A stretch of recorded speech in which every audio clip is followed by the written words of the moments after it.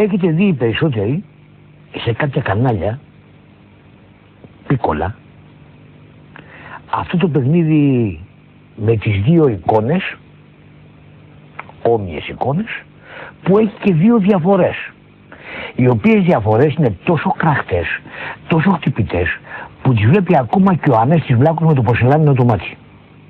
Άλλα κανάλια δεν έχουν τις δύο εικόνες όμοιες με τις δύο διαφορές, έχουν παροιμίες και λέει η παροιμία: το φρονίμον τα παιδιά πριν πεινάσουν και εκτελίζες. Και παίρνει ο Βανταδόρος και λέει: το φρονίμον τα παιδιά πριν πεινάσουν, το βρήκα, λέει τι, πάνε για μπάνιο. Άκου ρε πούστη, άκου ρε πατέντα, άκου φόρμουλα. Βγαίνει ο επόμενος: το φρονίμον τα παιδιά πριν πεινάσουν, κλάνουν, λέει ο άλλος. Ζωγαδιάζει στην κυρία Κομπρέσα και δώσε τηλέφωνο να πει το μαγειρεύουν. Και παίρνει τα παπάρια μου. Αναμονή. Ρε τι πάμε αυτό, ρε. Πού κανανίσαμε. Κάποτε στην Ελλάδα πληρώναν οι Έλληνες στο μουνί.